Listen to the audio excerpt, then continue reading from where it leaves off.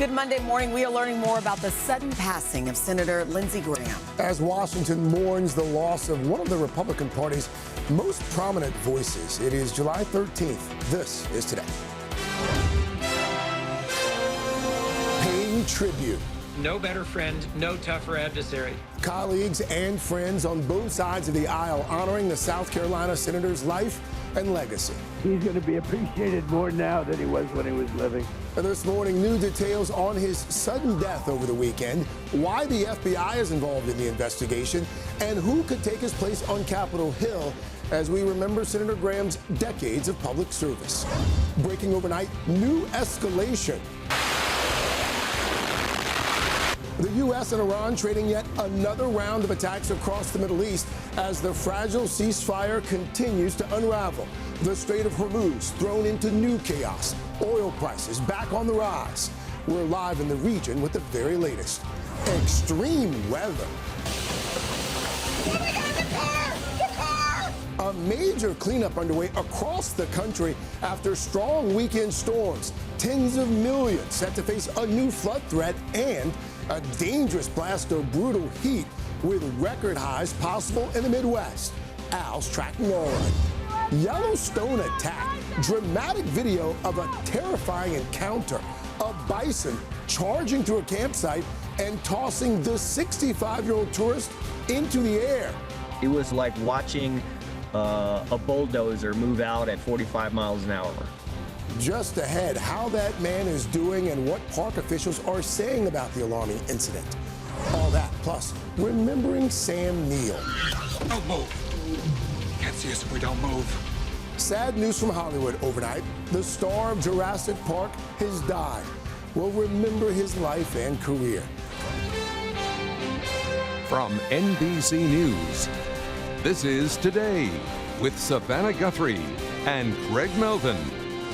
From Studio 1A in Rockefeller Plaza. And a very good morning to you. Welcome to Today. Thank you so much for starting your Monday with us. Thank you for starting your week with us. Chanel and for Savannah. Good morning. You boys are excited. I mean, we are down now to the Final Four, if you will. The World Cup's, I mean, this is historic for all of us, really. We're down to Argentina.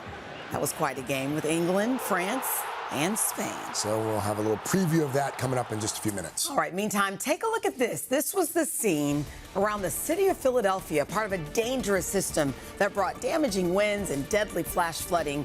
Al has your full forecast, including the severe conditions expected today. But we are going to start this morning with new details on the sudden death of South Carolina Senator Lindsey Graham. Medical examiners now citing the preliminary cause of death as a tear to the aorta.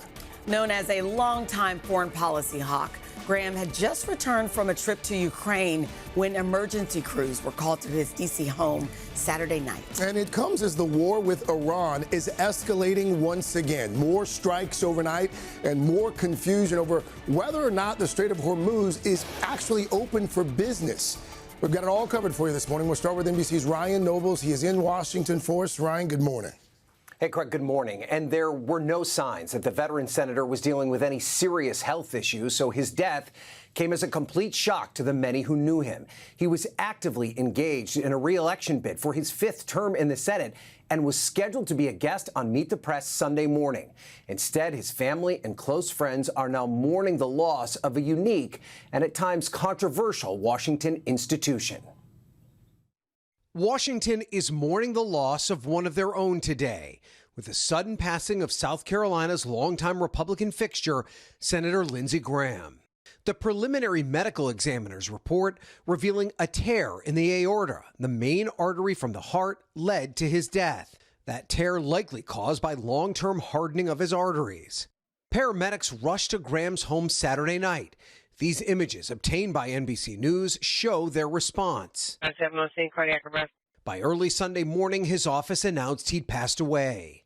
President Trump responding to the news on Meet the Press, where Graham was scheduled to be a guest. He's going to be appreciated more now than he was when he was living. The president talked to Graham Saturday night. He got back, said he just landed from Ukraine. I said, that's a long trip to make. He said he sounded a little tired, but perfect, but a little bit tired. Despite his initial concerns over Trump winning the GOP nomination, Graham eventually became a bulldog for the president on Capitol Hill, fiercely enforcing Trump's agenda and passionately defending his nominations, including Supreme Court pick Brett Kavanaugh. This is the most unethical sham since I've been in politics. As well as pushing his foreign policy, something that the president paid tribute to in a social media post overnight, where you can see Graham holding a fake Wikipedia page claiming Trump as the acting president of Venezuela. In the wake of the January 6 riots, Graham questioned his allegiance to Trump. Count me out. Enough is enough.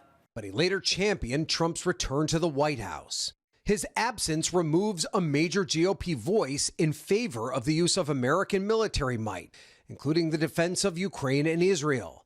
Graham's colleagues on both sides of the aisle paying tribute. America's lost a statesman, but more importantly, I've lost a friend. No better friend, no tougher adversary. With Graham gone, the focus turns to Senator Mitch McConnell, who for the first time Sunday released a statement about his lengthy hospital stay.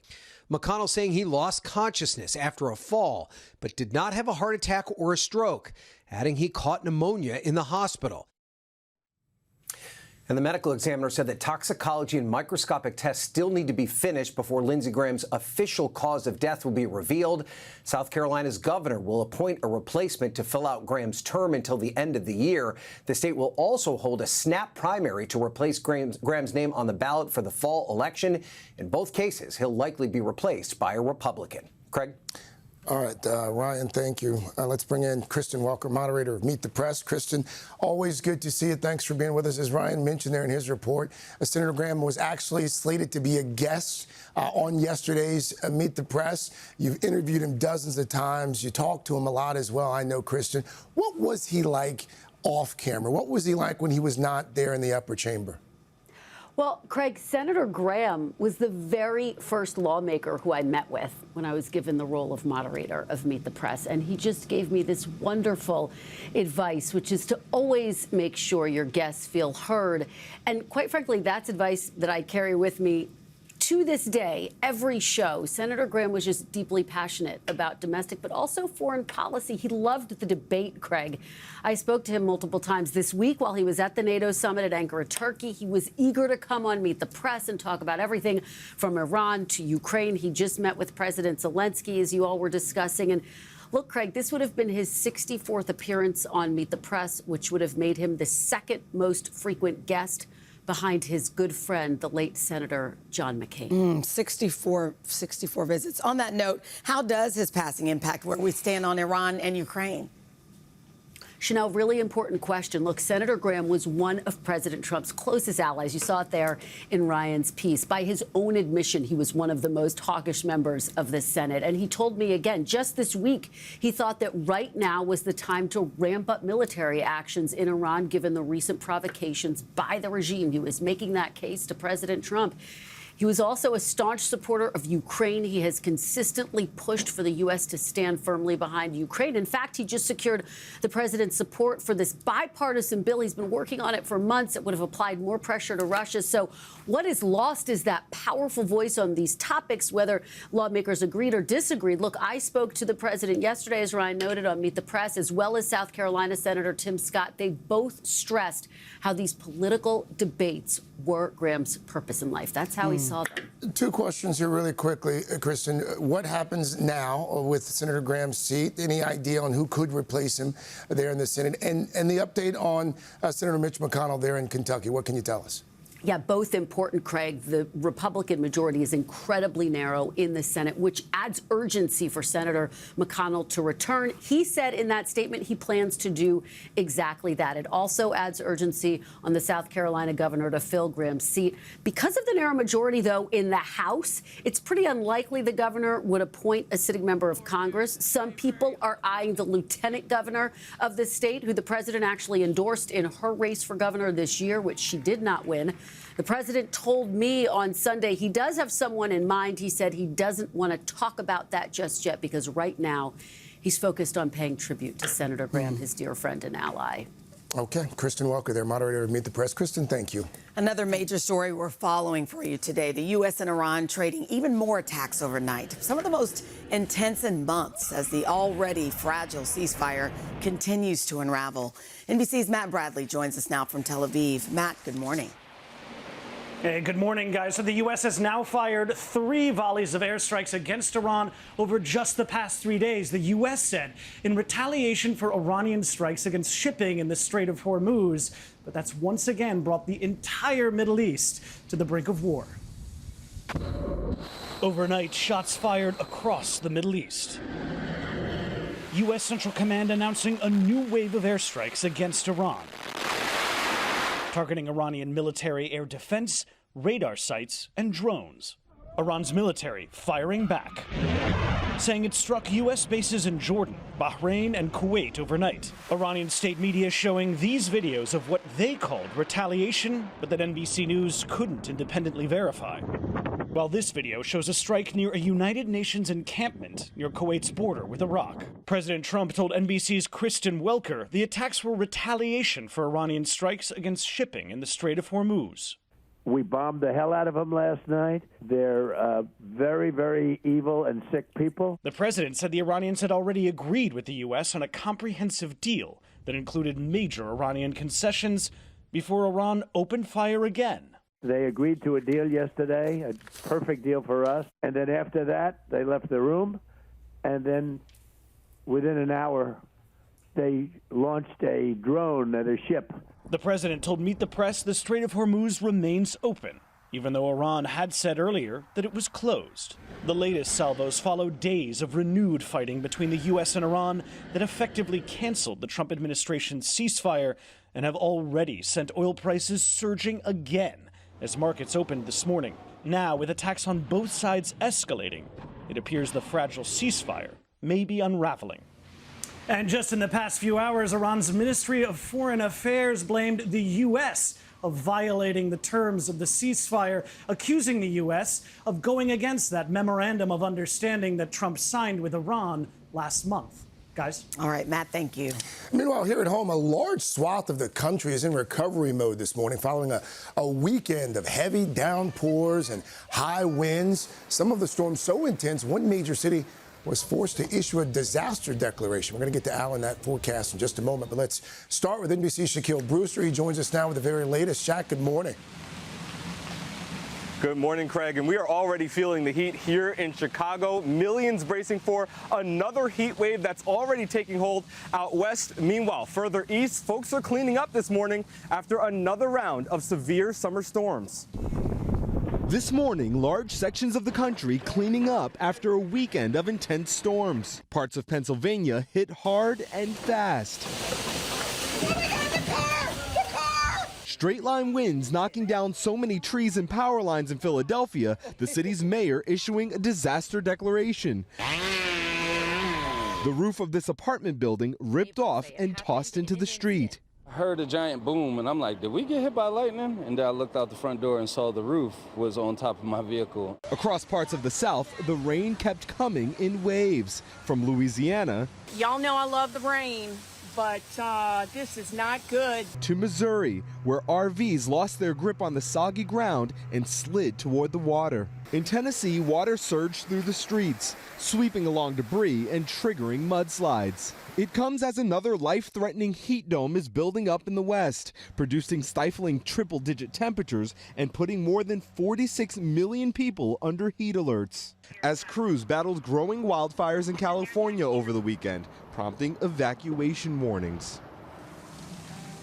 Meanwhile, back here in Chicago, the National Weather Service is reminding folks that even as these temperatures are more typical for this part of the year, it's important to practice that heat safety, especially as that humidity picks up later this week. Meanwhile, with more severe storms and possibly flash flooding in the forecast, Texas's governor activating emergency response resources, hoping that his citizens are ready for what's ahead. Craig? All right, Shaq Brewster there for us in Chicago. Thank you, Shaq. All right, on that note, Al is tracking the storms this week and the return of this dangerous heat. Yeah, guys, good morning and good morning to you. We are looking at heavy thunderstorms now along the Louisiana coast. Also in the southeast and mid-Atlantic states, that's where we've got flash flood watches, flash flood warnings from Chattanooga, Roanoke. We're watching that very closely because this rainfall is just coming over and over in the same places. And because of that, we've got a slight risk, but a significant possibility of severe weather and over storms training from Alpine, Houston, New Orleans to Charleston. We could be looking at some places in Texas picking up another 3 to 5 inches of rain, but heavy rain also panhandle of Florida on into Charleston, South Carolina. Now, 90 million people at risk from Los Angeles all the way to the Northeast. We're under heat advisories, watches, and warnings. Look at some of these record temperatures. Yesterday, a lot of places, these same places, saw their all-time record highs. We may see that in Lander, Wyoming, Grand Junction, Bismarck, Marquette, Michigan, near 100 degrees. And then as we move to the east tomorrow, Burlington, Vermont, near 100, New York in the mid-90s, Chicago coming close to 100, Rapid City, South Dakota, 102. Temperatures stay warm right through it toward the end of the week for New York City, upper 80s in Atlanta, Kansas City into the low to mid-90s. Out west, the heat continues. Sacramento near triple digits, Salt Lake City, same thing, and Phoenix as well. So, guys, this heat, dangerous heat, continues, and, of course, that leads to fire danger as well. So we're watching this very closely. Okay, we'll come back to you in just a few minutes. Al, thank you.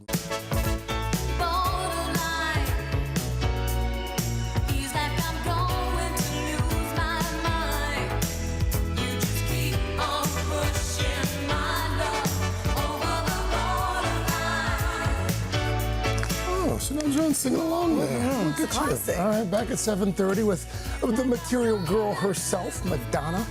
Like 42 years after Borderline's release, the music icon now making some new Billboard history in several ways with her latest album. We're going to tell you all about that in the PSSP. 42 years? 42 years. That's how old we are. That's how old we are. All right, more on that coming up in just a bit. But first, we have to get to more news, starting with a shocking moment caught on camera. Look at this. A large bison charging directly at visitors in Yellowstone National Park, tossing one man high into the air. NBC's Camila Bernal joins us now with more on what happened and how that man is doing. Camila, good morning. Hey guys, good morning. So the National Park Service confirming a 65-year-old man was injured by a bison on Friday evening. His family now telling NBC News he's recovering from surgery and remains in the hospital. The park says you should stay at least 25 yards away from all large animals, and the photographer who captured it said the campers appeared to be doing everything right. A terrifying encounter at Yellowstone National Park over the weekend. Look out, bison! This bison barreling towards a man and his grandson and launching the 65-year-old into the air. Moments earlier, the two visitors stopped to take photos of the animal lying in the grass before it began rolling and then charging at a passing car. The park guests spotted running away from the animal, who proceeded to chase them through the trees. The bison catching up, sending the man flying several feet into the air. It went from a little bit of amusing to watch to critical emergency. Photographer Mike McLeod filmed the whole thing before running to help. I stopped the video because I could see that bison was standing over him and he was pumping his head, very aggressive and agitated, and I knew that somebody had to distract that thing. He says he and other campers ran at the bison, chasing it away and then tending to the man who he says was in a lot of pain. The man's family telling NBC News he underwent surgery and remains at the hospital. The park says visitors should stay at least 25 yards away from all large animals. But the photographer who captured it all said the campers appeared to be doing everything right. What are your thoughts when you watch that video? They were doing everything right. They were respectful. And once the bison showed any agitation, they left. And they were just at the wrong time in the wrong place. So, I mean, Camila, this behavior, is it out of the ordinary for bison or is this usual? Well, Craig, the park says that bison are unpredictable, so they will defend their space whenever they're threatened. So remember, the key is to maintain that distance, and if approached or charged at, immediately walk or run away. They are the largest land mammals in North America, with male bison weighing up to 2,000 pounds. And according to the park, bison have injured more people in Yellowstone than any other animal. Craig? I had no idea. No. Camila, thank you. I'm so glad that you guys survived, and hopefully he's going to be okay. Yeah. Thank you, Camila. All right, still ahead, the growing appetite for all-you-can-eat deals, with popular restaurants ready to bring back some fan favorites to their menus. All right, first, though, we are going to remember the life and career of celebrated actor and Jurassic Park star Sam Neill. He died overnight. We'll do that right after this. We are back 7:38 now with some sad news from Hollywood overnight. Acclaimed actor Sam Neill, best known for his Steven Spielberg's iconic Jurassic Park role, has died. NBC's Kaylee Hartung joins us with the details and a look back at his life and legacy. Good morning to you, Kaylee. Good morning, guys. Sam Neill was a staple in Hollywood hits and well-loved by so many in the industry. With dozens of appearances on both the big and small screen, Neill had the rare ability to jump from blockbusters to indies and enjoy every step of the journey. Ellie Sattler. Alan Grant. For millions of film lovers, Sam Neill was Dr. Alan Grant. Don't move. You can't see us if we don't move. The reluctant hero who brought heart, humor, and humanity to Steven Spielberg's Jurassic Park. They're moving in herds. The global blockbuster made him an international star, cementing his place in cinematic history. Don't move. But the 78-year-old's career stretched far beyond dinosaurs. I'm going on board her. From the thriller Dead Calm. Can you hear me? To Oscar-winning film The Piano. The actor, born in Northern Ireland and raised in New Zealand, built a remarkable career spanning more than 5 decades, becoming one of the most recognizable and respected actors of his generation. More recently, appearing on Netflix acclaimed series Peaky Blinders. You just wanted to show me that you know where I live, isn't that it? Cillian Murphy praised his work in an interview earlier this year. I adored working with Sam Neill in Series 1. He's one of my favorite people in the world. And even in his 70s, Neill showed no interest in slowing down, joking about retirement on Today 2 years ago. I never want to retire because I love my work so much. What do you do in retirement? You play golf. And just last month, sharing a post at Australia's ARIA Hall of Fame. His family announcing the news of his sudden and unexpected passing. In a statement writing, Sam was surrounded by family and passed with the dignity that has characterized his whole life. In recent years, Neill opened up about his battle with blood cancer, sharing earlier this year that he was cancer-free, telling Australia's Channel 7 in a recent interview, There is no cancer in my body. This is an extraordinary thing. The beloved actor's death shocking fans around the world, leaving behind a legacy of memorable performances that will continue to captivate audiences for generations to come. This morning, we're hearing from Sam Neill's former co-stars, like Richard E. Grant, who called him a gentleman in the truest sense, and Toni Collette calling him a legend and a sweetheart. Guys, in a recent interview, while he was still battling cancer, Sam Neill said, "I'm not frightened of dying, but I would be annoyed," because he felt like he had so much more living to do. He will be missed. Thank you, Kaylee. Thank you. Time now for another check of that forecast. Mr. Roker standing by. Hey, and you know, he also was growing up, he had a stutter and overcame that and supported stuttering associations both in New Zealand and Australia. So an amazing man.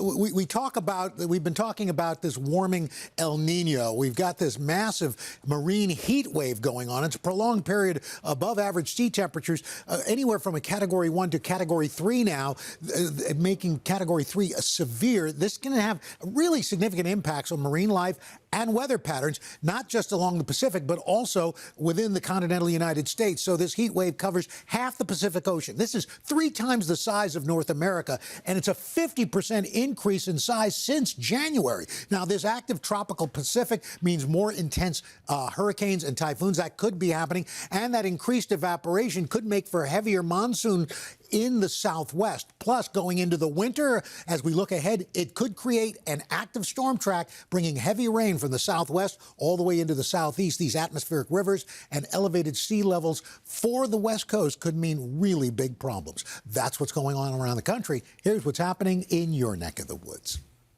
Carson's gone. Kaylee double duty. Hey. Hashtag PSSP. I'm back, and so is Madonna. Hey. Guys, the queen of pop has returned to the dance floor and the top of the charts.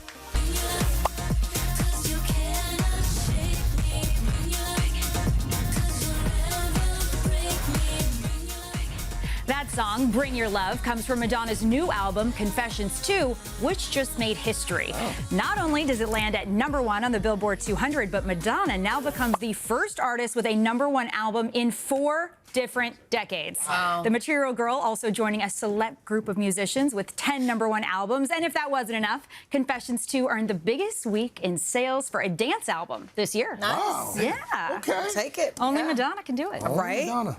Thank you, JBH is here. That must mean a boost is coming. Yeah, it's boost o'clock. Okay, remember that sad dog, you may or may not, who longed for a hot dog at a ball game a few weeks back? Wait till you see how he just cashed in on his viral fame right after this. All right, we are back with Jenna's Morning Boost. Happy Monday. All right, happy Monday. Did y'all catch this moment a few weeks back? A dog went viral after this video made the rounds online from the Miami Marlins bark in the park night. That's the boy right there. Jeez. Okay, his name is Jonah. He looked very upset. Okay, see him in the background? Oh, look at he looked him. so upset as that other pup got a hot dog. Okay, What about me? See him in the back. We could zoom in. I'm a good boy. Jonah just sat there, though. He is a good boy. He just sat there. He was longing for a bite of that dog. They didn't even give him a little. Well, the internet demanded justice for Jonah, and the Marlins invited him back to the ballpark for his dream day. He's had a really great day. Oh, there he is. Jonah got an up-close look at the game, taking in the field, and is human, even throwing out the first pitch. And he also, I think he tried to do an interview right there, but he finally got what he was looking for. Good. He finally got what he was looking for. He made an appearance in the Marlins broadcast, all the things. I love how he just sat there kind of grumpy. Sat there like, really? You know? Not even going to offer me a bite? Yeah, what about the me? internet uses its power for good. That's right. This is powerful. Let's celebrate. Stay. Hey, Al, stick around for this next one, because coming up ahead in Pop Start, a story that you're sure to love, we're going to show you just what landed music star Pitbull a Guinness World Record. Oh. But first, your local news and weather. Pitbull. Really? I don't know.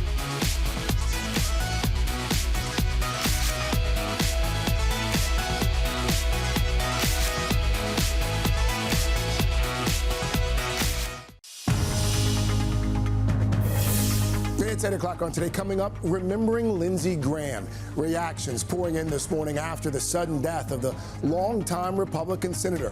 What the medical report is now revealing amid new questions over the process to take his place on Capitol Hill. Then, royal reunion. King Charles and Queen Camilla meeting with Prince Harry, Meghan Markle, and their children for the first time in more than 4 years. All the details just ahead. And epic turnout. You're a man who needs to control his fate. Charlize Theron, Zendaya, and Samantha Morton live in Studio 1A ahead of the Odyssey's big debut. And another one of our favorites, Jennifer Garner, stopping by. Can't believe you all are actually here. I think I'm still in shock. To fill us in on her new series. All that, plus inside Jay-Z's star-studded New York City run. A new Guinness Worldwide Record. You know you're about to have the time of your life. And Michael moonwalks into history. Ready whenever you are, Michael. It's all coming up today, Monday, July 13th, 2026. Celebrating my 13th birthday in New York City. After 60 years of watching the Today Show, I have made it. Visiting from New Orleans, Louisiana. Frankston, Texas. Jupiter, Florida. Rapid City, South Dakota. And Oregon, Wisconsin. Besties tour of all 50 states. From Madison, Wisconsin. I in Hudson, Ohio. Girls' 50th birthday trip from ATL to NYC. We love a girls' trip. We love all those folks coming out to the plaza to start their weeks off with us. And we love you too. Thank you so much for starting your Monday with us. Appreciate you being with us. Chanel in for Savannah as we start another work week. Good morning. Yeah, good morning to you. Always good to have you. As mentioned, coming up this morning, we're going to be chatting with some of the stars of the Odyssey. Tomorrow, we'll continue that. We'll go one-on-one with Odysseus himself, Mr. Matt Damon. Looking forward to that. He'll be here live to talk about the film, why he says it is the hardest and most fulfilling of his career. And what's next for this Oscar? Already some Oscar buzz for his role in this one, too. So looking forward to that, yes. But right now, let's get to your news at 8 o'clock, and we are going to begin with the sudden death of South Carolina Senator Lindsey Graham. Washington mourning the loss of one of the Republican Party's most prominent voices. NBC's Ryan Nobles joins us now with the latest on Graham's cause of death and also a look at what could come next on Capitol Hill there. Ryan, good morning to you once again. Hey, Craig, good morning. And there's no doubt that Graham's death was a shock. He had just returned from a trip overseas that included a stop in Ukraine and was campaigning for his 5th term in the Senate. The preliminary report from the medical examiner reveals that Graham suffered from a tear in the main artery from his heart, a condition likely caused by long-term hardening of his arteries. They are still awaiting results of toxicology and microscopic tests. South Carolina's governor will now appoint a replacement to the seat until the end of the year, and there will be a snap primary to replace Graham on the midterm ballot. Meanwhile, another story we're following, Senator Mitch McConnell, who's been in the hospital for close to a month. He released a statement Sunday saying that he's recovering from pneumonia. McConnell also saying that he did not suffer a stroke or a heart attack, but was unconscious after a fall. He said that he hopes to be back in the Senate very soon. Craig? Ryan Nobles there in Washington for us. Ryan, thank you. Now to the latest on the tragic death of Mississippi teenager Nolan Wells. His parents say they're still waiting for answers as members of their community came together over the weekend for a peaceful protest. NBC's senior national correspondent Kate Snow has more. Kate, good morning. Good morning, Chanel. I sat down with Nolan's heartbroken parents. They told me they're taking things 1 second at a time. His mother saying you don't expect to bury a child. Over the weekend, more than 100 people gathered in the heat in the coastal Mississippi town of Ocean Springs with signs that read justice for Nolan and hope for Nolan. A community in mourning and demanding answers. And we just want to know what happened to Nolan. After the mysterious death of Mississippi teenager Nolan Wells following a boat trip with friends to Horn Island on the 4th of July. His mother contacted authorities late that night when he didn't come home. Needs to report her 18-year-old son, Nolan Wells, missing last seen at 3 on Horn Island. Christine Wells-Wansley told us she got a call Saturday night from one of the friends Nolan went to the island with. What did he say? He said, "Hey, Miss Christine, have you seen Nolan or talked to Nolan?" I said, "No, I thought he was with you guys, you know." He's like, "No, nobody's talked to him." Early the next morning, Nolan's father, Elmore, says his son's high school football coach took him out on a boat to search. Got off the boat, walked the island, and then got back on the boat and went around the island. Did you see anything? Nothing. The Coast Guard and United Cajun Navy searching simultaneously, but it was a day later when Nolan's body was recovered. There's basically a black hole between about 4:30 on the 4th of July in the afternoon until when Nolan was found. Authorities have not released a cause of death. Do you think there's a possibility that your son drowned accidentally? Honestly, because of the way the stories are just so inconsistent and how that day went, it's just, we can't say for sure. His grieving parents believe race may have been a factor in his death. I don't want to believe it is, but unfortunately, there's evidence to show that things like this happen. He just had a big heart. To really know Nolan, to have him as your friend it was something special. Do you worry that he might have trusted too much? Sometimes, yeah. And that was something we always talked to him about. His parents are also concerned that they tracked Nolan's cell phone to a friend's house on the mainland on July 4th. His phone, they say, came back without him. His mom says, what teen would let go of their phone? Results from a Jackson County coroner's autopsy and a separate autopsy ordered by the family, guys, have not shown any results, or at least we publicly don't know any results yet. It's heartbreaking. It's still so many questions, too, Kate. Thank you. Thank you. We go overseas now. Prince Harry, Meghan, and the couple's 2 children visiting King Charles over the weekend for the first time in years as they try to repair a rift that has persisted since Harry and quit royal life and moved to America, I should say, 6 years ago. NBC's Danielle Hamamjian is at Buckingham Palace with the details on all of this. Danielle, good morning. Good morning, Craig. You know, from the moment it was announced that Prince Harry would be coming to the UK to promote his Invictus Games, there was speculation that perhaps Meghan, his wife, and the children would be joining him and finally see the king who had not seen his grandchildren in 4 years. Well, in the end, yes, there was a family reunion. No, we have no pictures to show you, unfortunately. Buckingham Palace on Friday afternoon saying that their Majesties, Charles and Camilla, of course, hosted the Duke and Duchess of Sussex, Prince Archie, Princess Lilibet, and at Highgrove House. That is one of the royal residences outside London. The palace going on to say that since this was a private family occasion, no images would be released as both parties wanted this to be as private as possible. This perhaps suggests that Prince Harry and his father, Charles, have started to patch things up after a turbulent few years.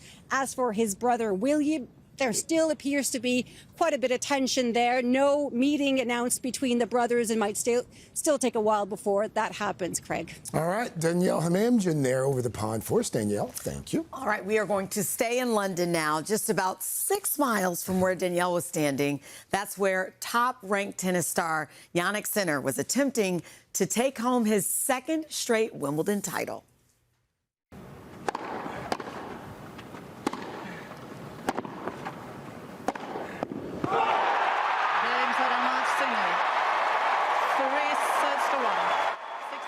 All right, Sinner beating Germany's Alexander Zverev 3-1. That's his 5th Grand Slam title in his young career. He's only 24 years old, so he's just getting started. Sinner playing in front of members of the royal family and Hollywood stars such as Dustin Hoffman, saying after the match, there's no better place to play tennis. I can imagine that to be true. He'll be here just a few miles away in just a few weeks at the US that's true for the Open. Yeah. That'll be good. We're back, 8:13 now. This morning on Today's Consumer, the return of all-you-can-eat deals. More restaurants are getting in on the craze, led by some long-awaited news for Olive Garden fans in particular. NBC's business correspondent Brian Chung is here with the details. Hey, Brian. Hey, good morning. Or as they say in Italy, buongiorno. They probably say it at the Olive Garden as well. That is where, after a 6-year hiatus, the chain is bringing back a social media favorite. That's the never-ending pasta pass. Wow. And it's not just Olive Garden. Other restaurants are jumping in on the all-you-can-eat train, too, as consumers look for ways to stretch their dollars. Never-ending pasta bowl's back. It's the pasta deal that can bring Breadstick Nation to tears. You deserve it. You deserve it. This morning, Olive Garden announcing it's bringing back its viral never-ending pasta bowl, and even answering pleas from true linguine lovers. Please bring back the never-ending pasta pass too. Yes, starting Thursday, the never-ending pasta pass will once again be available for purchase. For $100 plus tax, cardholders can enjoy 13 weeks stuffed with unlimited pasta beginning next month. For everyone else, the never-ending pasta bowl promotion will start at $14.99. Olive Garden, all-you-can-eat pasta. I don't think y'all are ready. It all comes as consumers are craving better deals. When did eating out start costing so much? Is there somewhere affordable to eat out? One 2025 survey found a widening value gap as diners rethinking their habits, with more than a third of Americans saying they're eating at restaurants less often than they did a year prior. Where are diners right now in terms of trying to find value? Half of consumers are really cutting back. They want something really good for the money that they're going to give restaurants. And all you can eat is one way to do that. But the OG isn't the only offering for those looking to stretch their dollar and stomachs. Bottomless apps at B-dubs, we the best. Buffalo Wild Wings is serving a bottomless appetizer starting at $9.99. Another one. While Applebee's is turning up the heat with select all-you-can-eat entrees. That's unlimited value for $15.99. Even Red Lobster looked to reel in some deal-hungry diners this summer. Endless Shrimp is back. Briefly bringing back Endless Shrimp, a promotion that helped sink the chain into bankruptcy back in 2024. Endless can't last forever. Experts say this bounty of deals is the industry's reaction to the casual dining dip, which has forced chains to come up with more offerings that will entice consumers to come back to the table. This is the biggest value environment that we've seen since the Great Recession. I mean, we're not seeing things like dollar menus, but we are seeing a lot of aggressive offers. Meaning all you can eat could be making an even bigger comeback as Olive Garden gets ready to shell out never-ending pasta and add some sauce to the bottom line.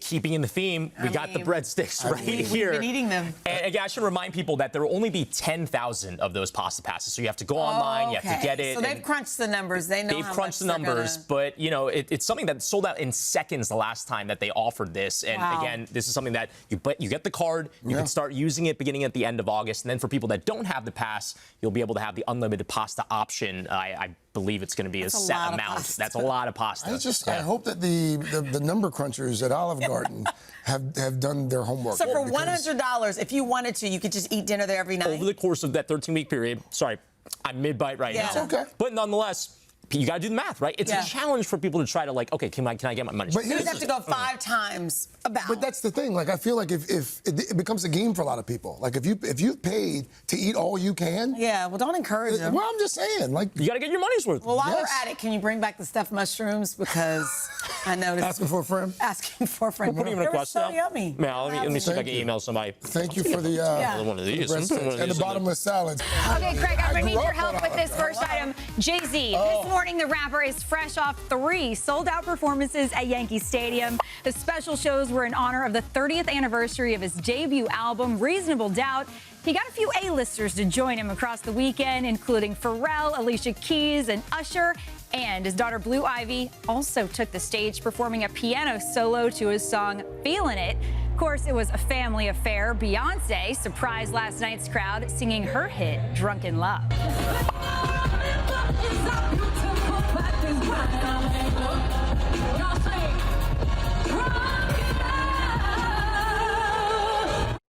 I mean, she had to be there. Also making a rare appearance, Rihanna. Her and Jay threw it back to 2009 with this song. Yes, sir. Yes, sir.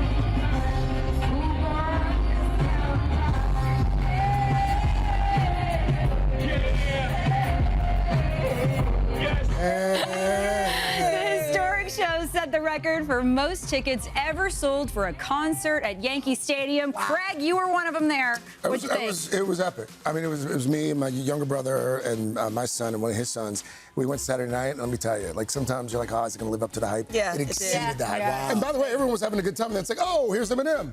Yeah. It's like, okay, oh, here's Pharrell. And kept hearing about what a diverse crowd he had. Oh, yeah. Oh, it's his music. Yeah. Well, I'm glad you went Saturday and not Sunday, because last night's show went till 3 a.m. Yeah. Oh, my gosh. Started late. You could have rolled right into But I heard after the concert you had munchies. I did. Well, it's a concert outdoor in New York City. Breadsticks. So, I did not. Oh, I did not. Okay. Yes. Thanks for the clarification. Yes. Next up, Noah Khan. Speaking of selling out your hometown baseball stadium, this weekend, the Grammy nominee completed 4 record-breaking shows at Fenway. The Vermont native, New England icon, played to over 150,000 fans over the course of his run. Khan also honored with a special proclamation from the Massachusetts governor declaring July 11th Noah Khan Day in the Commonwealth. Massachusetts, welcome home. Welcome back to New England. Oh my we're so proud of you. Oh my God, what an this honor. is for you, okay? Ever since I was a little kid, I wanted my own day. And you've got to have a tricorn because, you know. Craig still got his hands in the bread basket. Noah Khan heads to Chicago next before hitting Citi Field over the weekend. The siren song of the breadsticks called. I'm sorry. I mean, Leaning in to apologize to get a breadstick. Sorry. They don't understand because it's your show. That's right. That's exactly what it is. They don't know how good they are. And next up, Michael. The movie recently became the highest-grossing biopic of all time, and now it's adding more accolades to its run. Almost 3 months after the initial release, the Michael Jackson biopic has hit a historic high at the box office, crossing the $1 billion mark. About 600 million comes from overseas, almost 400 million domestically. The only other film to hit that milestone this year, the Super Mario Galaxy movie. It's me, Mario. Oh no! Shout out to our friends at Universal. It was coming. Cool. you okay over here? You a little warm? Yeah. Okay. Very cool. And next up, Pitbull. Mr. Worldwide may have a Grammy to his name, but he just cemented himself in the history books for something other than his music. This weekend, the rapper set a Guinness World Record for the largest gathering of people in bald caps. So the trend began a few years back when Pitbull fans, referred to as baldies, started wearing the caps to the rapper's concerts. When it was then announced that Mr. 305 was playing London's BST Hyde Park Festival, the fan base really banded together to achieve this special feat. Pitbull himself honored. Tell you what, I'm speechless at this point, but I can't tell you this much. I say it to the baldies all the time in the shows. When y'all put on them bald caps, you know you're about to have the time of your lives. And now you're officially in the Guinness Book of World Records. Wow. Oh, a whopping 22,141 people showed up with bald caps on. Kind of begs the question, what was the previous record? Seriously.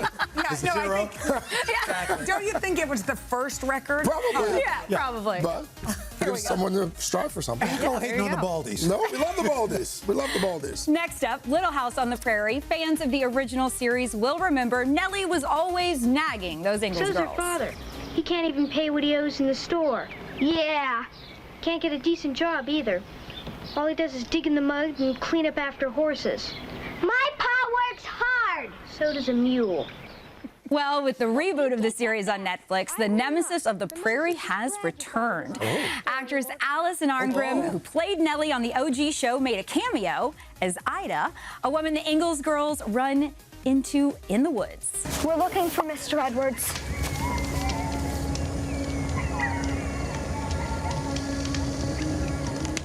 Well, sure. Edwards is with us. He is? Oh, yeah. He's gone off hunting. But he'll be back soon, now that it's getting dark. Why didn't you come sit by the fire and wait? No. Don't say that. So Alice said in a recent interview she immediately said yes to this guest appearance offer, happy to return to the franchise. That's scary.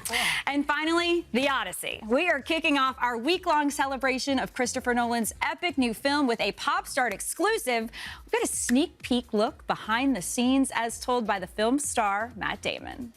Chris looked at me and he goes, "This is going to be a hard movie." And I said, "Yeah, I know." And he goes, "No, this is going to be a really hard movie." And I was like, got it. It feels like we made 6 or 7 movies, and in a sense we did. Every single chapter of this adventure was at a different location that posed a different challenge. Being in Nestor's Cave in Greece, it's this incredible place, but nobody's ever tried to shoot a film up there. The full 5-minute piece airs tonight during American Ninja Warrior here on NBC. And in the third hour, I've got Robert Pattinson. We're back. It is 8:35 now, back with more of our countdown to the Odyssey. The colossal scale, stunning visuals and storytelling of Christopher Nolan's new film transports viewers into Homer's epic poem. And we're catching up with the cast all week, and we're going to start with this award-winning group. Charlize Theron, Zendaya, Samantha Morton. They represent just a few of the mythical elements Odysseus faces on his journey home. No one could stand between me and home. Not even the gods. Keep us straight! Oh, ladies, welcome. Welcome. Thank you for having me. You were holding your breath while we played that. Because it's amazing. It's so special. I saw it last week. It is amazing. And visually, it's quite stunning. I did not realize this until a few days ago. None of you are actually in scenes together, but you're doing the press tour together. Is this the most time the three of you have spent together? Yeah, it's been great. Yeah. It has been nice. Yeah.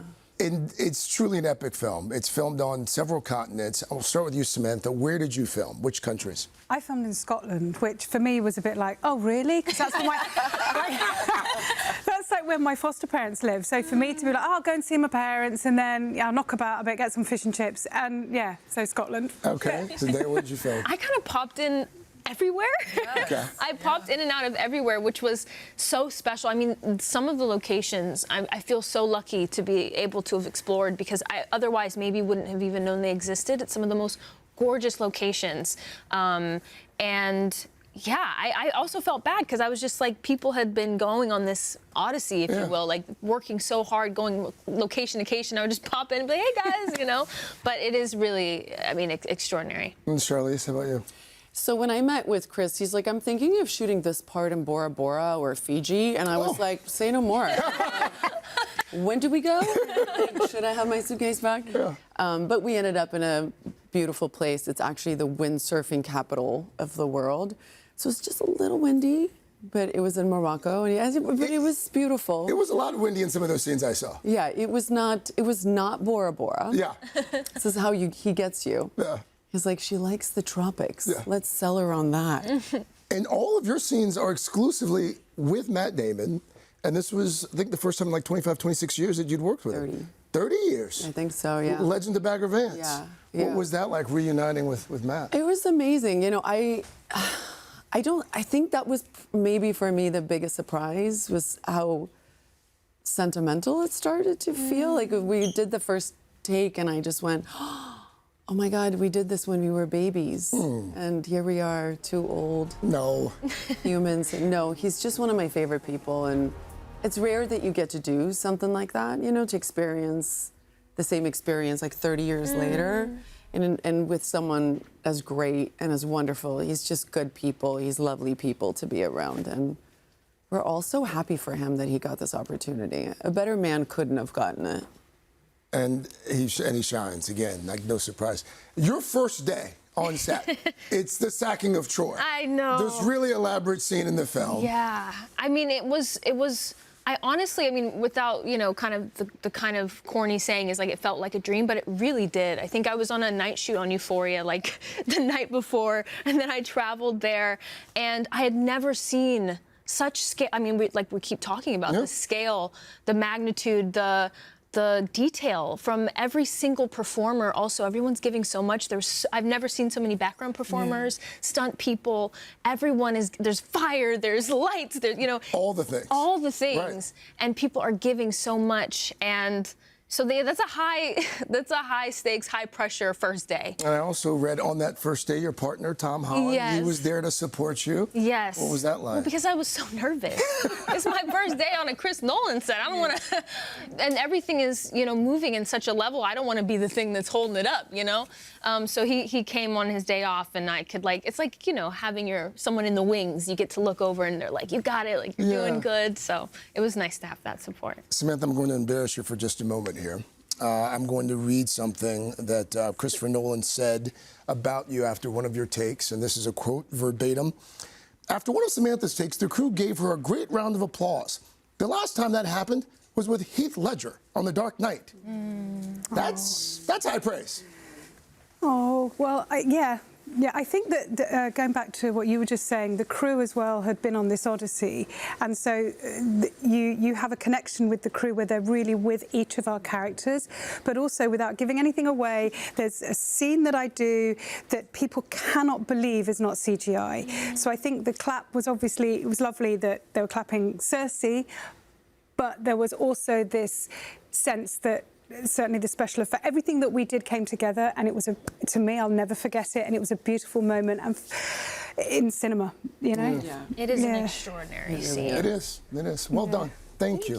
Thank you, all three of you. We also should mention that we're going to hear from their co-star, Robert Pattinson, in the third hour. Matt Damon will be here tomorrow as well. And oh, by the way, The Odyssey, it's from our sister company, Universal Pictures. It hits theaters this Friday. Just ahead, Parade of Stars continues on a Monday. Jennifer Garner's here. She's going to talk about her new must-see series, The 5-Star Weekend. But first, this is Today on NBC.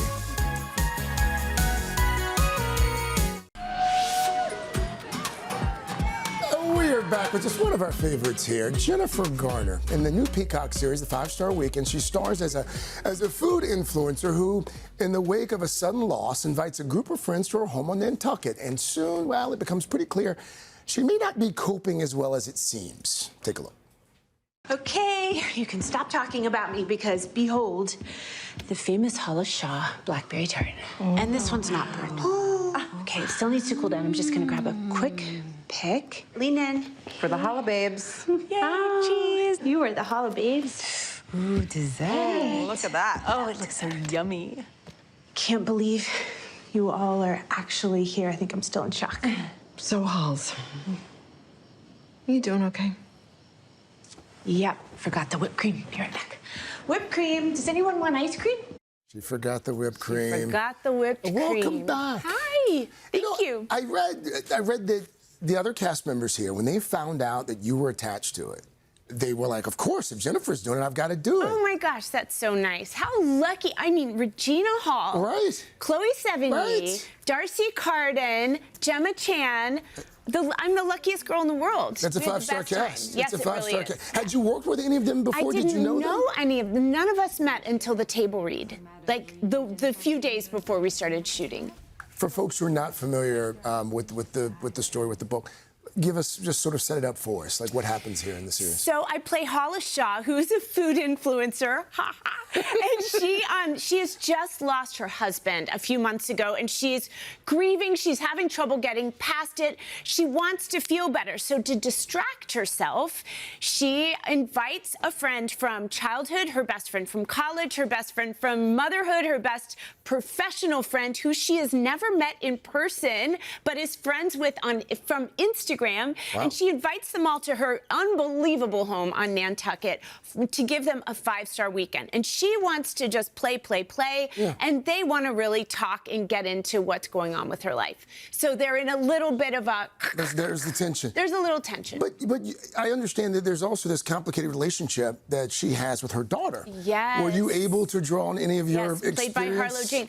Well, I mean, my daughter is 20 years old in the show. I have a 20-year-old in real life. I know that is, as kids are individuating, it's, it's tricky for moms and daughters sometimes. So, yeah, there were some times where she was like, oh, that was a little too real. And I was like, oh, sorry. And I also read that you really developed a sort of love of Nantucket while you were filming as well. Did we ever? It just felt like... You became a local of sorts. I became a local. I went to the Whaling Museum like 3 times to listen to lectures. I felt absolutely... All of us did. The 5 of us had a 3 months long, even though we worked all day every day, we had a big, long party. And there was a great deal of karaoke, I understand, too. We did. There was a night out of karaoke? We did. We had a night out where the cast just last minute ended up at a dinner, and we joined this nice man on stage. You didn't know that man. He didn't know us. It's a real thing. We kind of blew up his evening, and he was generous enough to allow us to be his backup dancers. What I love about this video is that guy could care less that Jennifer Garner's right behind him. Oh, he didn't care. He is committed to the song. Look at Regina. She's like, I hate you so much. What's your go-to karaoke? What's your song? I think we were doing some ABBA, which you can never go wrong with. No. ABBA. Dancing Queen, maybe? Or the story is centered on like friendship and yes. female friendship especially. What is it like for you at this stage in your career to be able to tell stories like this, to be able to be a part of stories like this? Being part of this story, based on Ellen Hildebrand's beautiful novel and gorgeously adapted by Becca Brunstetter, it just, your female friends are everything. They're the breath of life. So to get to focus on that and make these great, real friendships, I mean, our text chain has been going off for the past year, the 5 stars. So to be able to tell this story and focus on the complexities of middle life, everything that's funny, everything that's hard, what's hard is funny, what's funny is hard. I mean, all of it together, and just being a mother or not being a mother and the complexities of that choice, all of it together, this show has been nothing but a gift to my life. And speaking for my friends, the other 4 ladies, I think for all of us, we've really loved it. Do you have a dream 5-star weekend? Like, what would it look like for you? Season 2. Okay, we're manifesting it. Yeah. We're manifesting it. Yes, yes, season 2. When it drops, come back and let's talk about that. It sounds good. And please tell Mom hello too. I will. She loves it here so much. We always enjoy the Instagram videos. So Jennifer Garner, thank you. Thank you. All episodes of the 5-Star Weekend are streaming now on Peacock. Back now at 8:51 with the new Shop Today Hot List box, if I can say that. This one is bringing the heat, filled with some of the team's favorite picks of the season. All, by the way, for 70% off. So you'll get everything you're getting. I think the set is what, $189 plus free shipping? Absolutely. Shop Today executive editor Adriana Brock is here to reveal what's inside. And by the way, these boxes go fast. So scan that QR code now. Adriana, good morning. Hi, good morning. I'm so excited for this one because we were talking about it during the break. Yeah. It's over $600 worth of products. You're getting it for 70% off. Free shipping for $189. It's such an incredible value, and the first 3 products are kind of worth almost as much as the box itself. box itself. Yeah, this first one's actually worth more than the box. This is from Malibu Sky. I love this tote bag because it's a 2-in-1. You're getting the tote bag with the essentials pouch, and it's really roomy without the bulk. I want you to pick it up. It's so lightweight. It's so beautiful. And look, Chanel, you're wearing it on your shoulder. You also get the crossbody bag. So this is really versatile. It also has the zip top, so you can keep everything nice and protected. Great for summer travel. Yeah, I love it. Yeah. Okay, so this next one, I will tell you. The earrings. The earrings. We can't. These are gorgeous. These are so beautiful. I'm wearing them right now. They're from Genevieve, Maine, and they're so stunning. These are cubic zirconia. They look like real diamonds. These are so. I love them. What my favorite part though is the back is sterling silver, so they're hypoallergenic. So if you have sensitive skin, these are going to be great for you. And these are worth $198. So they're super expensive alone. Like I said, these 2 products alone are just worth it for the box. Okay. And then this is one of our favorite ones. In the mornings, the girl who's been doing my hair, Capricia, she uses these air wraps. Yes, they're so popular. Yeah, so this isn't the exact one. This is a similar one. This is from Tymo. We've got to show the video because it looks intimidating. But as you can see here, this is our executive producer who's obsessed with it. Our whole team loves it. You put in a strand of hair, you push a button, it does all the work for you. It's practically foolproof. And that's what we really like for busy mornings. People are on the go. You could do your whole hair in under 10 minutes. Wow. And it does look intimidating. I think the key is small sections and dry hair. Let it go. And you just let it go. What is this? Okay, and now for the rest of your beauty routine, you need good skin in the morning. So this is from Dr. Brandt. I love this. This is an eye cream. It went viral on TikTok. Our team tested it and really loved it for under eye puffiness and dark circles. So it's made with caffeine, and it really helps wake you up in the morning. It's called No More Baggage, so pun intended here. But this is a really great value as well. This is worth almost $50 alone, and this is a really popular product that's dermatologist approved. I love it. Are these concealers? No, these these look like concealers, but they're actually eyeshadow sticks. And you're getting 2. This is from Julep. This is a Shop Today Beauty Award winner, and you're going to get the color Champagne and Pearl, which is really nice and versatile. Oh, look at that. That's why swipe it on your lid. Yeah, you swipe it on your lid. They're so creamy. And I love it because you don't need any tools to do your makeup. It's pretty. And you just blend it in so nicely. I like it because it has that pigment that pops. Yes, exactly. And you don't even need tools or anything for it. You can use it on the go and travel. This next one, mascara. We all need a mascara. You should be replacing your mascara every 3 months. For new ones. So if you need a new one, I love this one because it's actually a 2-in-1. It's a mascara and a lash serum. So it's made with botanicals and some biotin that's going to help strengthen and lengthen your lashes. But then the mascara I really love because it's made for sensitive eyes and it's a tubing mascara. So this is great for the summer because it's not going to smudge, it's not going to flake, it stays on. I love it if you have hooded lids or if you're, you have a little bit of droopy skin. This is going to stay on all day long. Okay. It's really good. Okay. Collagen production booster. We need that. We need a little moisturizer in our life, and this is from Mario Badescu. And so in the summer, you want to swap out your heavy moisturizer for something like this that's a gel, and I really like it because it wears well over serums, under makeup, and it's a really incredible brand. Mario Badescu. They have a spa here in New York. It's incredible. And then last but certainly not least, body wash. This is an easy way to bring the spa into your shower. This is a eucalyptus wash from Molton Brown. It's a high-end luxury British skincare brand, and I want you to smell it. I was just about to say, I love energizing. It's so refreshing. I love this. Love this. My husband steals it. It's incredible. So yeah, you get all of this in the box. These are great. Yeah. Okay, so if you want to shop this limited edition Hot List box, get it now. These things go fast. Just scan our QR code or head to today.com/boxes. And again, you'll get everything you see here for $189 and free shipping. Nice. We're back after your local news. I love this smell. Hey, thanks for watching. And don't forget, you can catch the Today Show every morning on NBC or take Today when you're on the go. Just follow the Today podcast on Apple Podcasts, Spotify, or wherever you listen.